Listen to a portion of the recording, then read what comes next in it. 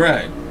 Yeah, Today, what are we doing today? we're talking about Hunger Games. Oh, yes, yes. Yes, Hunger Games. We went and saw it. Oh, God, yes. We experienced it. It was beyond just words, really. You want to talk about it? Well, when we went in, I didn't know what to expect. I was hungry during the Hunger Games, and I wanted chicken nuggets. the guy with the nachos beside me was killing me. They had like the jalapenos on there. Those hoops that they made me jump through, that was kind of a bit excessive. The thing with the tires where you run through it. No, actually, folks, we're here to talk about the Avengers. The Avengers, yes. Come on, folks. This is opening weekend of the Avengers, and to say this is one of the movies that we have anticipated is an understatement, to say the least.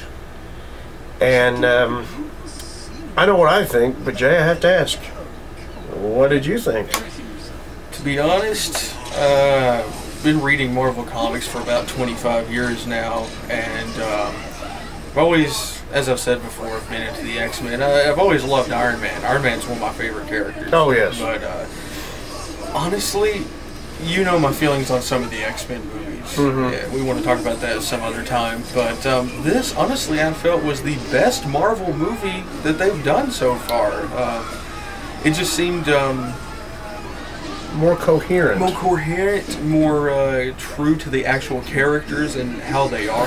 Maybe it's me, but it seemed like it was better thought out, better planned. Well, I got to give a lot of credit to Joss Whedon. I mean, man, okay, and I've mentioned this earlier when we got out of the theater. He is a guy who has experience in film, but he's also written comics. Why is this so hard to get? Why can other comic movies not have people with dual experience like that writing them? Well, give me one of those. When comics were pitched, and by the way, also Free Comic Day, our comics were provided by Snake Eyes Comics, Knoxville, Tennessee. Thank you, fellas. Yes, very fantastic cool folks. Yes. But when they would pitch the Avengers, for instance, they would say, "Look, here's your storyboards. Here they are, comic panels. They tell the story. It's not that hard. Here's your set design, costume design. Here's what the characters look like, the whole 9 yards." And what the problem is instead of saying, "Hey, look at this. This is what we should base it on," Hollywood goes, "Okay, how can we make it better?" Which they inevitably don't make it better. It usually makes it worse. I mean, I got to admit, I didn't watch the new Batman movies when they come out in the theaters. I bought them on Blu-ray, fell in love with them. They are awesome. But the Avengers, to me, I mean, don't take this the wrong way. I know you're a huge Batman fan. Thought the Avengers was better. Well, Batman is more of a personal story. We're not here to provide spoilers, and we're not here to really critique the movie. No, we're just giving you our thoughts on the film. Basically, what I wanted to do was, we both read reviews before we went and saw the movie. Yeah, people talking about how bad it was. There's a lot of people have. I've actually seen reviews that said this should be the last comic book movie ever made. Which they said that when Dark Knight came out. They've said it when X-Men came out. They said it when Spider-Man came out. Of course, a lot of fans said, "We don't like Spider-Man. We need new Spider-Man." And my question is, when it comes to a movie like this, why is it so bad to go into a film and have a good time? Why is this so bad? That's something else we talked about. This is the first movie we've been to in a while where people actually applauded and cheered. People were having a good time. They were enjoying themselves. Downey stole the show, as he always does. Always, that's my man. Downey has made me fall in love with Iron Man all over again as a character.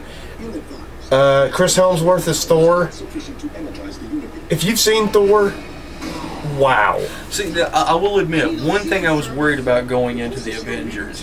I mean, big fan of the X-Men movies, and they balanced the characters fairly well. A little bit too much Wolverine. I love Wolverine, but it was basically a Wolverine series of movies. Yeah. This was not that. I mean, I was thinking, okay, it's going to focus on Thor, you know, or it's going to focus on Cap. No, everyone got pretty much equal screen time. I mean, like you said, Robert Downey Jr. as Tony Stark, he had, in my opinion, the best lines. I mean, he was just hilarious. Scarlett Johansson's, and I've seen people criticize her Scarlet Widow, or her Black Widow. I loved her as Black Widow. Oh, the opening scenes, she was kicking ass. Well, that was awesome. The thing I love about her Black Widow is she's tough, but she's tender. Yeah, she's that. Let's examine the villain. Let's examine Loki. Loki was fantastic in Thor. He was even better in Avengers. Loki was a phenomenal villain. His performance was spectacular.